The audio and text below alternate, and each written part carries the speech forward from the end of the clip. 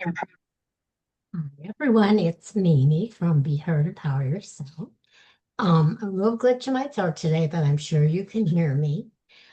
Today is going to be very interesting, exciting day for me because Dr. Donna Marks is here, Palm Beach-based educator and licensed psychotherapist who has taught a course in miracles for decades. And I'm very interested in that book. I read that book. I loved it. I got a lot out of it a few years ago, but I didn't totally understand a lot of things. And it was at the beginning of my spiritual journey. So I want to go back and dive back in. Hi, Donna. How are you?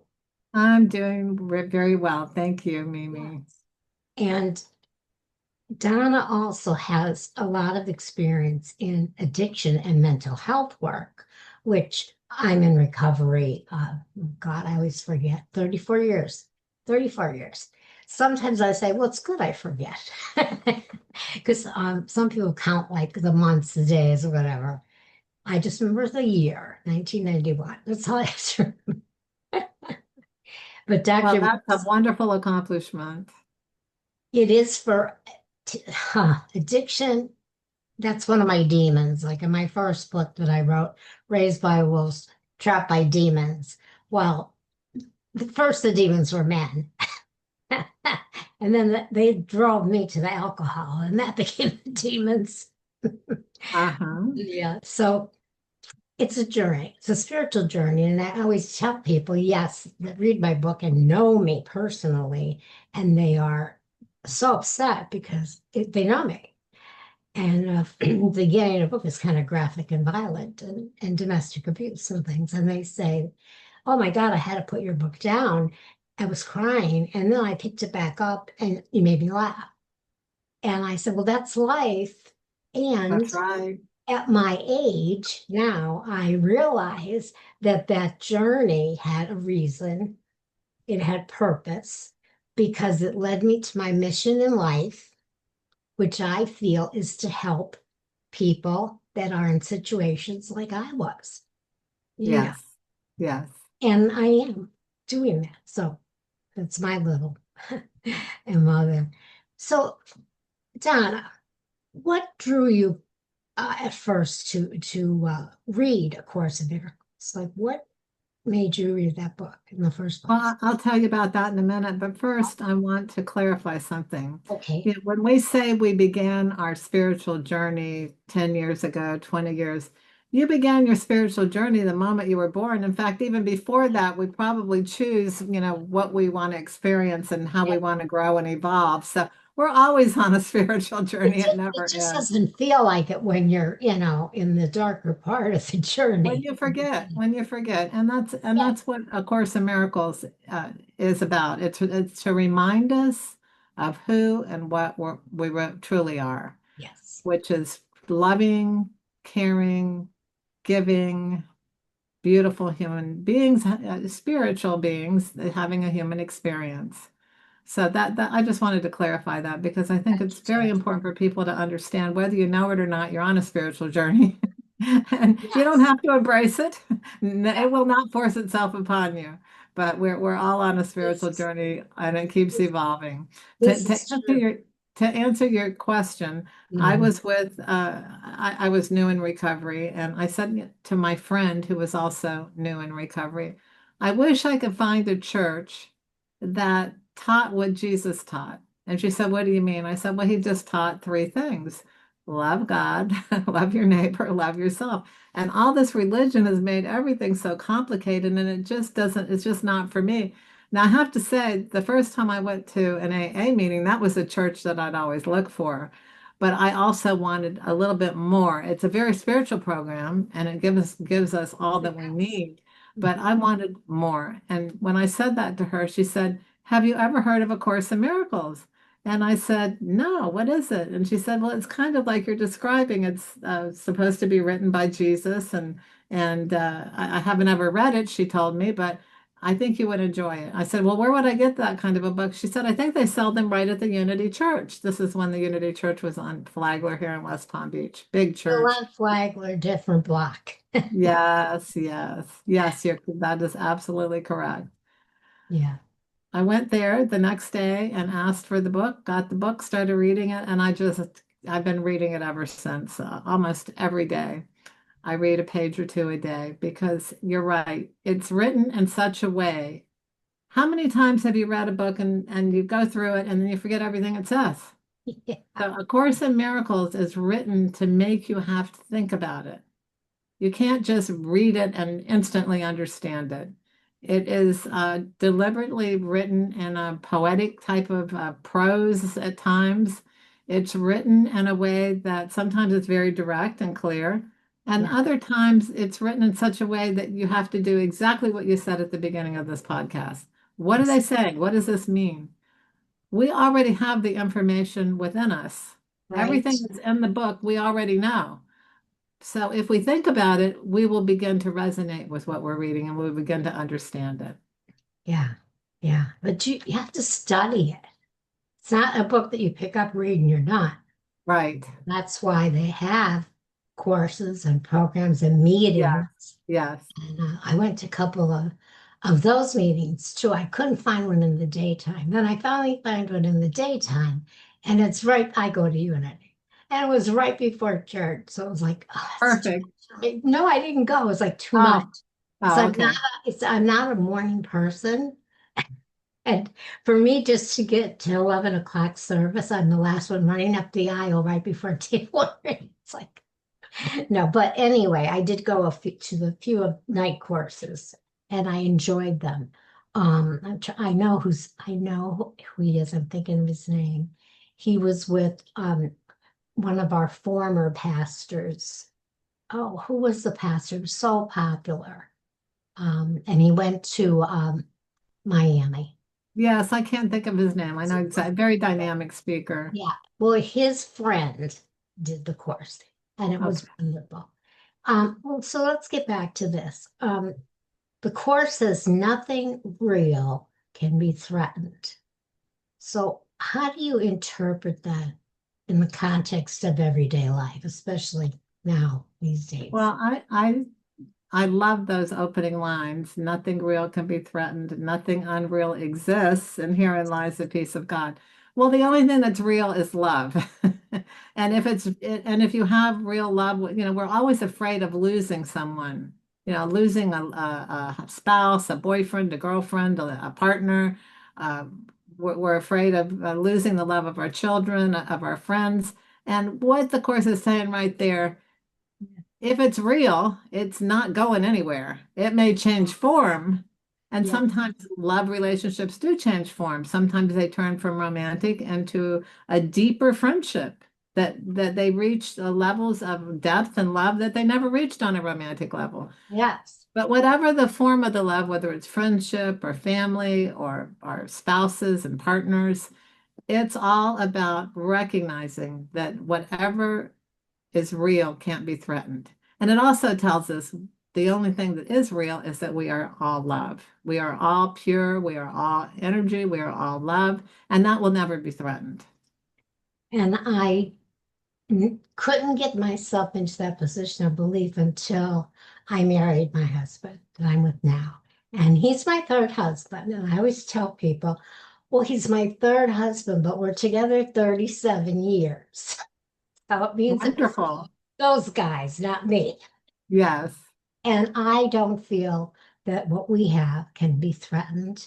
I have only love, not fear. And we have gone through so much, you can imagine. Well, that's how you know it can't be That's how you threatened know. That's how you because know. it stood the test of all the experiences.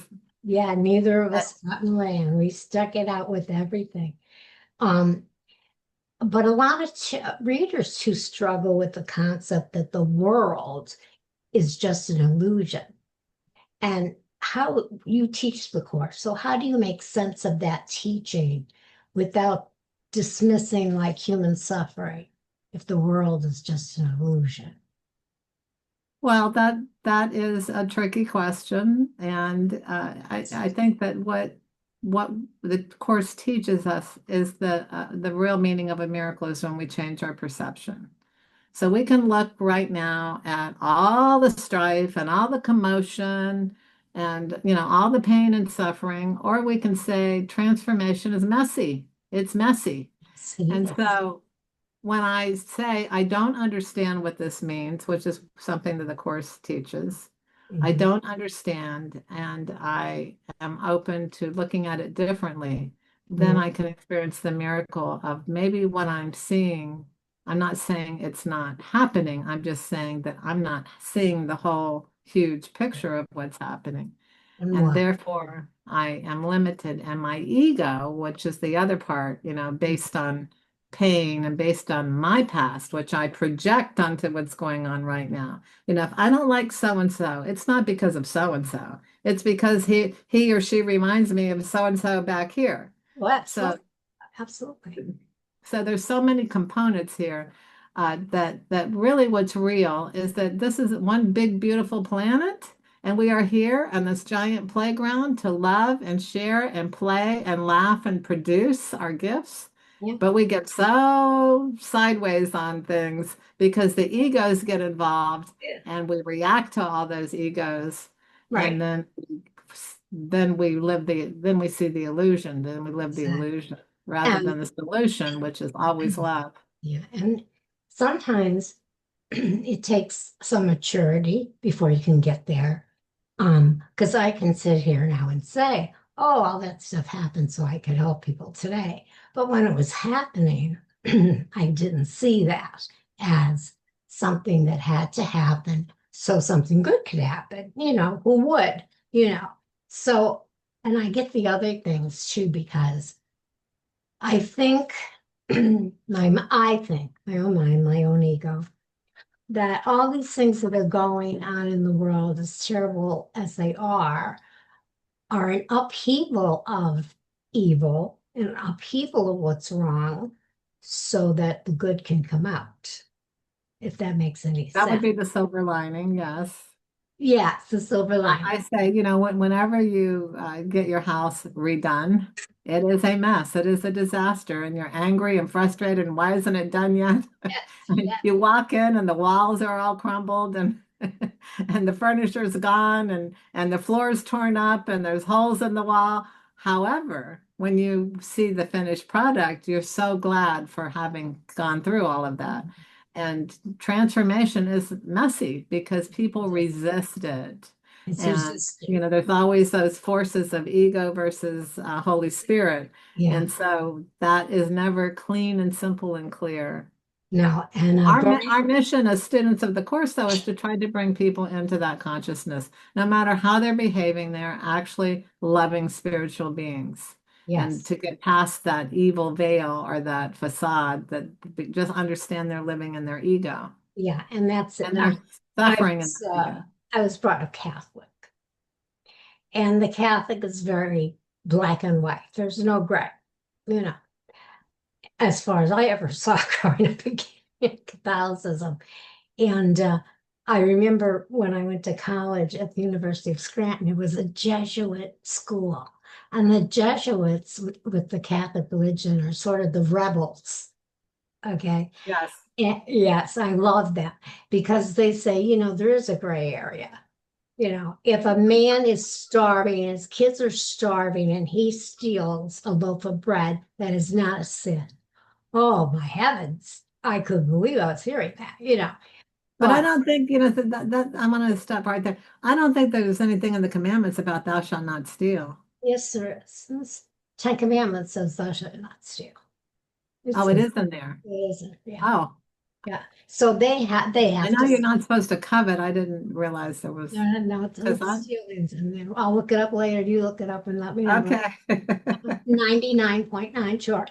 And Okay. yeah, so they talked about that, and they talked about you know, there's certain areas where you're on that gray area. But what I liked too was oh, now I forgot my train. Get back on the train. I'll go on another subject and see. I'll get off at another station. So let's talk about No, you were talking about the gray areas though, the and then gray you were areas. taught that if somebody needs to feed their Yeah, child, loaf yeah, of and they bread would is not say the that's not really a sin, you know. Well, we had venial sins too, and then we had the mortal sins. right, right, And the right, venial sin would be stealing the bread. It would still be a sin. right, The mortal sin would be if you killed the man that at the store, you know. right. But if they Murder still, and adultery and yeah. yeah, And what really threw me off was when I got divorced for the first time and adultery was involved on his side. They told me I could no longer receive communion. right, And I went, what? Like, what do you, what? I didn't right, do anything. And that, exactly. ooh, was I angry? I was angry. Well, you were violated. I was violated. I was marginalized. I was told I was the First of less. all, you're violated from the adultery, and then you're violated by telling you pay for his I adultery. had to pay for it. So I went to this big church downtown. I went in the confessional booth. He must have been a Jesuit priest because I told him, and he said, no, you did nothing wrong. You could come to this church anytime you want, and you can receive communion. And if you want to, you can file for an annulment because I was young. I was like 21 years old. And then you will be free to marry in the Catholic Church again if you want to. But just the fact that he told me he thought I could receive communion, that That was made beautiful. that Yes. was he was a beautiful man. I wish I knew who he was, but you know, you're in those little Yeah. closets. Yes.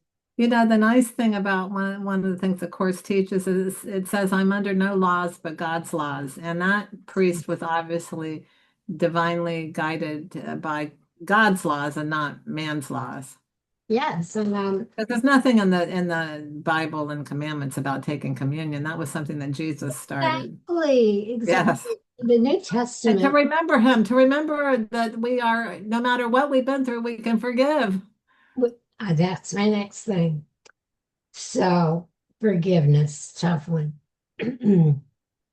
I was married. I had two husbands before this wonderful one, and I had children with the second one, and he was awful, controlling, no money, no support. He was just the worst that I could ever have picked. And a lot of violence went on. I went through awful poverty, you know, trying to feed my children. And yet I got through the government money to go to college. So I'm very resilient. I'm very strong. And I found a way to do all that. But the thing I could not do was forgive him. And when my spirituality took a path and was going a certain way, I wanted to forgive him. And I'm not quite there. I can be in the same room with him, you know. So let's talk about that. How do I Well, get to forgive yeah, him? that's a common thing. Whether the abuse and trauma happened when we were little or happened as adults, and usually there's some form of reenactment. We tend to marry our parents' Oh, defects, yes. and so so uh, you you would need to ask yourself why the resentment still. What do you get out of that? Does it feel like some form of protection? Or is there some fear? You know, the course says no matter what the negative emotion is, there's always a fear underneath it. So you may be afraid to fully forgive him, that you would be vulnerable again with him, and you don't ever want to be exploited by him ever again. But Yeah, you don't have to be ever exploited by somebody. You can always come from love and say no. I know. So that's one part of it. The other piece of it, which is so important for people to understand, down deep, when we resent someone else, we're really blaming ourselves. And this is a hard concept for people to fully grasp. But I learned that that's so true by doing some really digging deep into my soul. Like when I stayed mad at somebody, it was true. Why wasn't I smarter? Why did I marry him? Why did I make the same mistake over and over again? I'm an idiot. I'm a this, I'm a that. And of course, other people reinforce that. What's the matter with you? Why do you keep doing? They don't just come out and say, maybe you ought to take a look at this. There's a pattern here. No, they just judge and judge and judge. So we judge ourselves and we blame ourselves for, even when I was 5 years old, it's like, what am I doing wrong that I would get this beating? It doesn't seem proportioned. I didn't do anything. I didn't do anything. And so to forgive though, understanding that there is a part of us that says, what I caused this. I in some way brought this about. Either I had bad judgment or I'm just a bad individual or I'm unworthy. And so when we recognize no one ever, ever should be abused under any circumstances, there are ways to handle things. You hit the nail on the head for me when you said you blame yourself. Yeah. That resonated with me. That resonates with me. I should have did something different. And, even when we got divorced, he wouldn't leave me alone. And, yes, yes. Even today, I very rarely, but I say to myself, well, if I did this instead of that, you know? And the one day I thought to myself, well, if I didn't marry him, I wouldn't have the two children I have. I That's wouldn't right. have the four grandchildren, That's and I right. wouldn't have the great grandson I have. Yes. Great Yes. grandson, can you believe it? And you wouldn't appreciate the wonderful husband you have now to the Oh, level that you do. goes without saying, and you met my husband.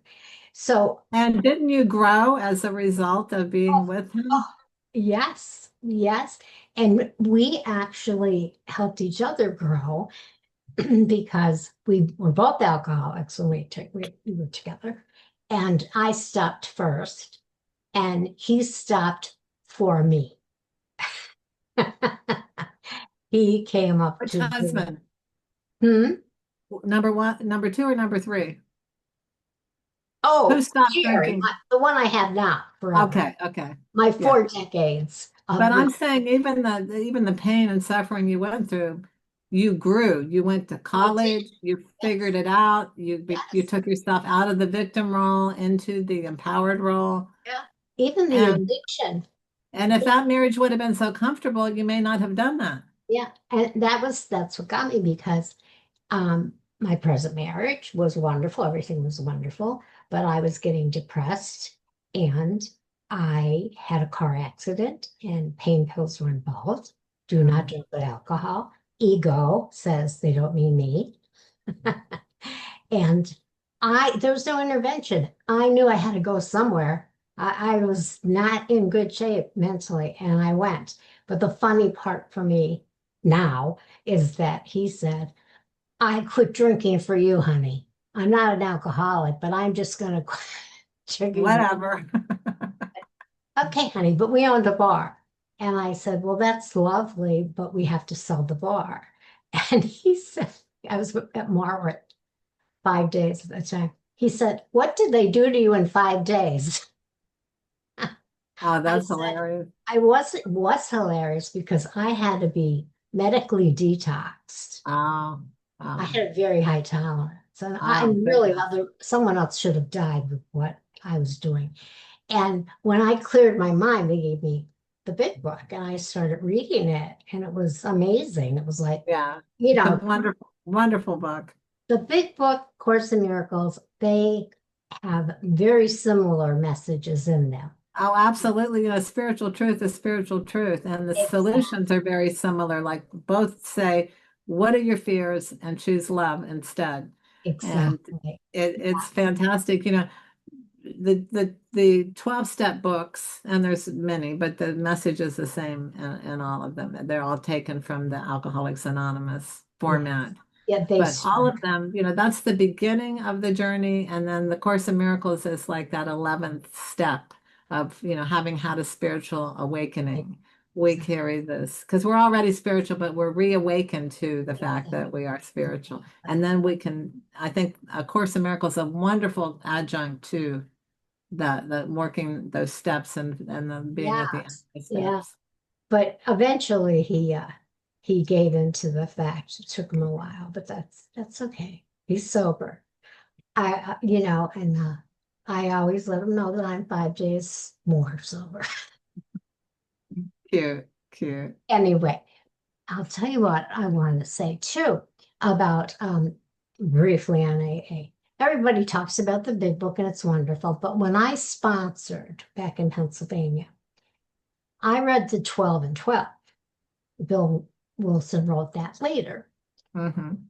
And Donna, it was like poetry the way he Mm-hmm. wrote it. Mm-hmm. And I said, I am going to use this book to sponsor my girls. And I was lucky enough, I attracted like 6, 7 people at a time. And I said, okay, the only way we can do this is like I'm the teacher, we're going to have homework and we're going to have class. Otherwise, I can't sponsor 6 people. Right. And we're going to use the 12 and 12. And some of them had never read it. I love that book. And so I would have them read a certain chapter depending what step they were on. And then I would give them their homework, which was questions on that.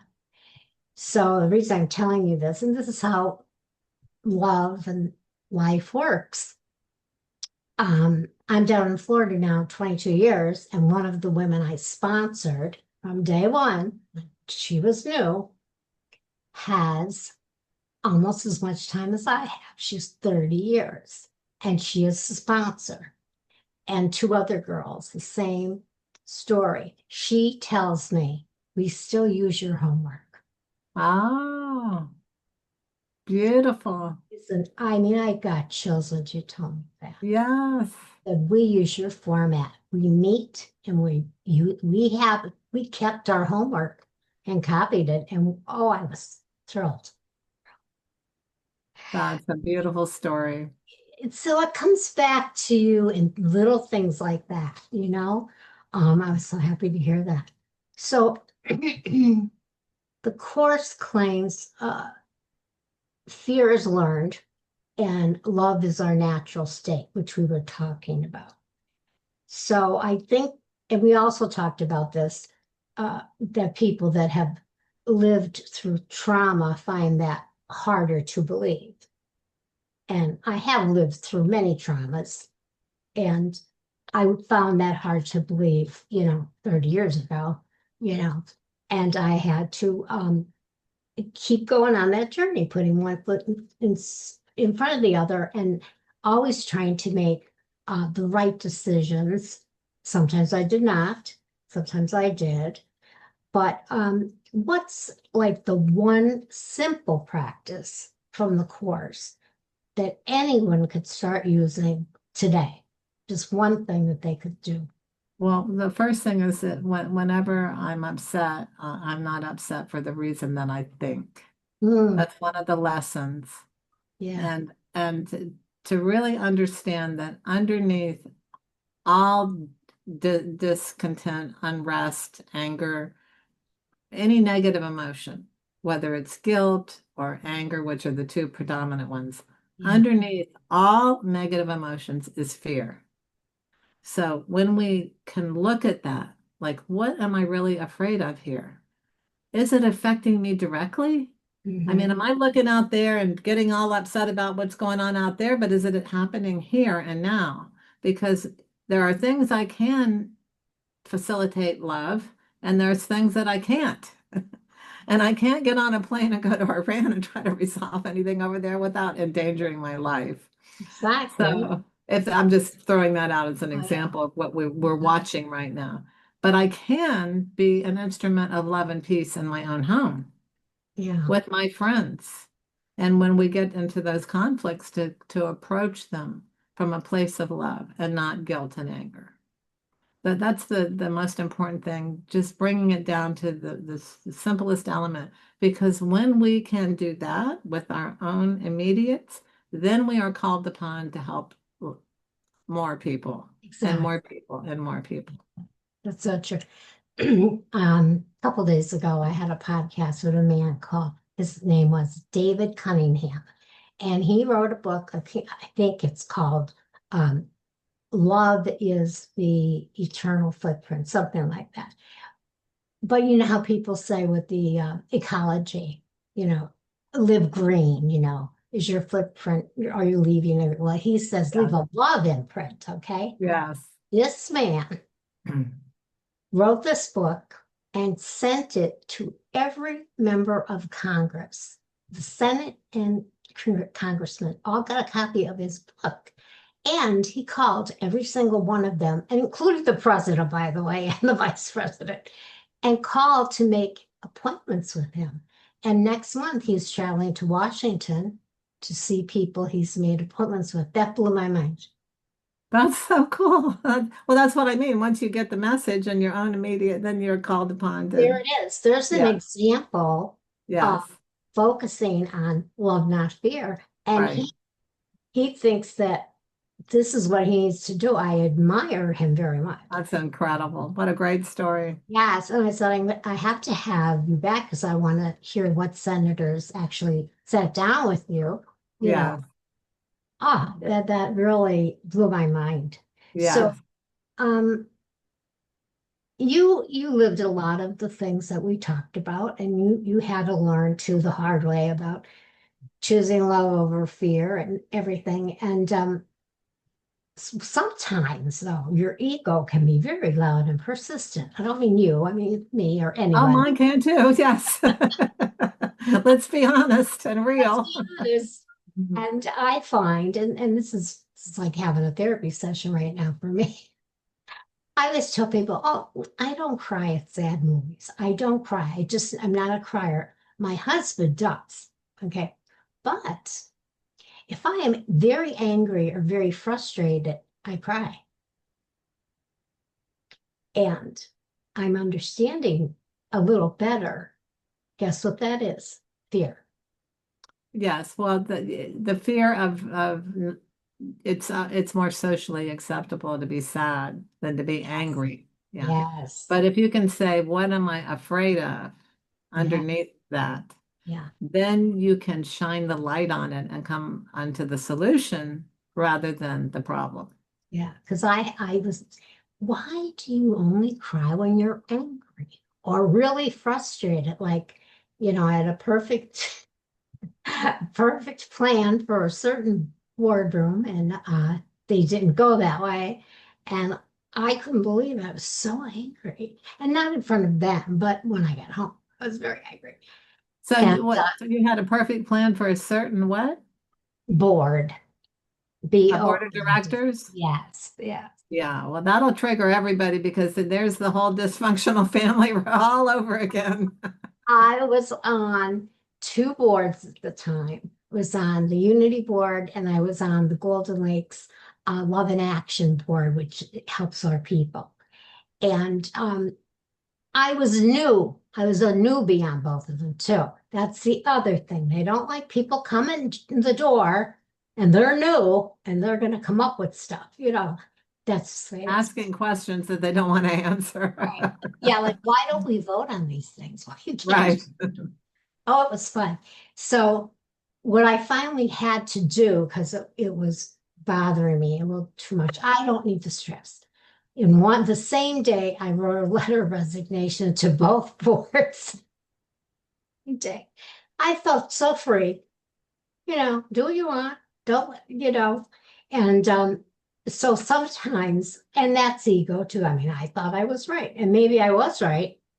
We'll see. But, But you know, what the course teach us about being right? you tell me because I don't know. Do I want to be right or do I want to be happy? Oh, yes. A lot of those sayings that people don't know come from that book. Yes, that's true because they That, become mainstream. you just made me think that when you said that. I didn't know that came from that. Yes, Isn't it it's a interesting? question right out of A Course in Miracles. Yes. Yeah. Well, I have to reread it. Are you teaching a course right now? I teach it on Monday nights at our home from 6:30 to 8, and it is open to the public. We are getting a little bit we're expanding, and we may move to a different location. Mhm. I was teaching it every week, and then with COVID, it whittled down to practically nothing, even though we were doing online. You know, I think people were just so preoccupied with all of that. Mm. So I just do it once a month now, first Monday of every month. And you see patients still, you're still in practice? Yes, I'm still in practice here in Palm Beach, but I just have a concierge practice now, and I just work with a few people at a time very intensively. And they Uh, hire me for a month at a time. Yeah. my primary doctor went concierge 2 years ago. And I sat my husband down and I said, honey, I'm going to pay the $2,000 or whatever it was, but you don't need it. You have Parkinson's, that's all you have. My husband's very healthy. He said, my body from top to toe. And this man literally saved my life a few years ago by telling me this doctor is wrong, go to this doctor. And the other doctor said you would have been dead in 5 days. So, What happened? well, I had an infection in my stomach that would not go away, and Oh my goodness. I was at JFK the whole summer of 2015, and I just put out a book called Anatomy of an Alien because they would always find You have such great titles to your books. somebody else. I wish I should go in that business. Let me give you your title. There you go. Yeah. And I had all these like people doing, different antibiotics or antifungals, and it was horrid. They would let me eat for a week. I was on a tube. I had surgeries. I had fistulas. I had dead ends in my stomach. It was horrible. Finally, they let me go with what do they call it? A pick. They put a thing into your body so that you can go like to chemotherapy and then sit in the chair. I had to go every day, Donna, to do that, to get an antibiotic. And finally, my doctor sent me It's to, such a shock to your system too. it was GI tract. awful, awful. Sent me to Dr. Siwas. He's in Palm Beach Garden. He's from South Africa. He's a bariatric surgeon, but he also corrects mistakes when people have bariatric surgery. And he had me drink a glass of water, and the X-ray machine was right there, and you could see it squirt out the side of my stomach. So he did an emergency endoscopy and told me the next day we're doing it, and then you're coming back. He said, "We're going Why to didn't they do that to begin with? Hello, yes, yeah." They kept trying to treat this infection. They kept trying to treat the symptoms rather than diagnosing the problem. But Exactly. that's the story of physical and mental health across the board. Yeah, People treat symptoms rather than the problem. you're And right. one of the things I talk about in Exit the Maze and on all of my Oh, I know podcasts that. Yeah, is that, exactly. addiction, it's really our number one global crisis. And part of that, plays into medicine in terms of often things are not diagnosed, the real cause, the real problem. So And this has nothing to do with addiction, what you're saying. This has to do no, with but properly taking the steps to do a proper diagnosis. and to get second opinions or third opinions or whatever. And Dr. Siwas, the next day, then after he did everything, he said, "I have good news and bad news." I said, "What's the bad news?" He said, 85% of your stomach has to be removed and part of your colon. And I Oh said, my goodness. "That's the good news?" They said, "Well, yeah, the bad news is if you waited 5 more days, you'd be dead." So I they think took, it's reversed. The good I don't news is know, you're not going to die. you're not And gonna the die. bad news is you got to go through Well, major I surgery. never had to worry about being overweight again because he took out 85% of my stomach. Oh my goodness. So Yeah. you're okay now. That was 11 years ago and you're okay now. Yes, I'm fine. I'm fine. But I have an autoimmune disease. I had breast cancer, on and on and on. That's why I wrote the Anatomy of an Alien, because whenever I go to a doctor, they always say, "Oh, this is a hernia, but it's one like I've never seen before." Huh? I always say to my doctor or my husband when we're leaving, "I told you he was going to say that." Every doctor, I've never seen that before. Every single time. And so with the JFK experience, I had pages and pages and pages of material. And I must have 25 to 30 doctors' names in that book. And it just came out a couple months ago, and I gave it to all of my doctors for Christmas. All of my good doctors, because of course I didn't go back to any of the bad doctors. And several have read it. My cardiologist read it. My primary read it, Dr. Braslov, who's concierge. They Well, all that's read it. wonderful because people just do not read anymore, and it's such a wonderful thing to Well, do. you know why it was interesting for them? Because I told them all the names are real. So you're going to read about doctors you know. And one last thing, and we'll close this up. And for my pain and steroid injections, I go to the Paley Spine Center and I have Dr. Westerhouse. And he's only been here 5 years, so he doesn't know all these doctors that are in the book. And I said to him, okay, well, you're in the book. He said, I am. What's my character's name? And I said, Dr. Westerhouse. His nurse is all cracked. I said, I didn't write fiction. I write nonfiction. So Yeah, he read the book. The girls said that he read it in like one day. And it was not to leave the practice. It was everybody got to read it. It's in the break room. And I that's said, great. did he like it? They said, he quotes something from your book every day. Oh, that's wonderful. Yeah. So I take, which Course in Miracles would agree with, things that happened to me that were horrendous, and I get some good out of it. And that's the good. And you're the good. Always love talking to you. Always love seeing you. Oh, thank you. Thank you. And I hope we will talk again. Okay, Right. So beautiful. everyone listening, I hope you realize that the miracle is already unfolding because we are willing to choose again. And that's the secret, to remember the truth of who we are. Absolutely. And if you want love, be love, and you will have it. That's right, Don. Thank you so much.